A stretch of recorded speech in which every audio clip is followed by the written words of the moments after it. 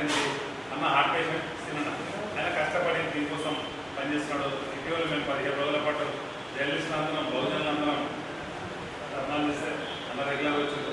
లక్ష్మీకాంత్ అన్న తోచిన విధంగా రెగ్యులర్ వచ్చి మాకు మంచినీళ్ళు లభించి ఒక బీసీ ఫీలింగ్తో కేవలం ఒక బీసీ ఫీలింగ్తోనే మాకు అండగా నిలబడ్డాడు. సరే ప్రభుత్వం స్పందించిన సమస్య పరిష్కారం దిశగా ముందుకు వెళ్తూ ఉంది. మీకు అందరికీ మా జర్నలిస్టుల తరఫున కృతజ్ఞతలు చెల్లించుకుంటున్నాను. అదేవిధంగా పవర్లోకి వచ్చిన బీసీలు కూడా ఏంటంటే ఒకసారి అధికారంలోకి వచ్చిన బీసీలు ఎవరైతే నేను గ్రామీణ ప్రాంతాల్లో ఎంపీడీసీ కానీ సర్పంచ్ కానీ జెడ్పీటీసీ జడ్పీచైర్మన్ ఏ స్థాయి వ్యక్తికైనా కనీసం గెలిచిన తర్వాత మన వాళ్ళు ఎవరైనా ఇళ్ళకి వచ్చి ఏదైనా అభ్యర్థన చేసినా ఏదైనా సాయం కోసం వచ్చినా ఏదైనా పని కోసం వచ్చినా దయచేసి వాళ్ళని తిరస్కరించొద్దని నేను కోరుకుంటున్నాను. ఇక్కడ ఉంటున్న ఎంతోమంది అవకాశం భవిష్యత్తులో వస్తుంది. వాళ్ళంతా ప్రజాప్రతినిధులుగా వెలుగుతారు.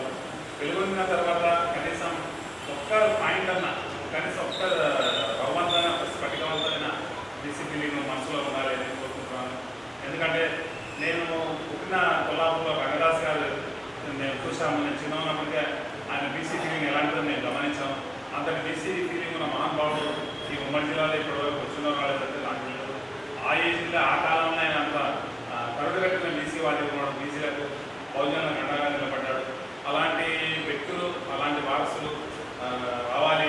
పవర్ వచ్చిన తర్వాత మనలోనే ముందు కింద ముందుకి రాకుండా ధర్మేసే విధంగా దయచేసి చూసుకోవద్దని, ఒకవేళ పవర్ వచ్చిన మిత్రులు ఇంకా మహిళా మిత్రులు ఇంకా ఆ విషయాన్ని మన వాళ్ళు అన్నది ఒక్కటి పెట్టుకొని కనీసం బిజీ ఉన్నప్పుడన్నా పక్కకి తర్వాత చూపించుకొని అలా కష్టసుకొని ఆ సమస్యలు పరిష్కరించిన నాడే ఈ రిజర్వేషన్లకు నిజమైన అర్థం చేకూరుతుంది తప్ప రిజర్వేషన్లు వచ్చినాయి, మన పదవులకు ఎక్కినాం, మన పై సీట్లకు కూర్చున్నాం, మన కింద ఉన్నవాడు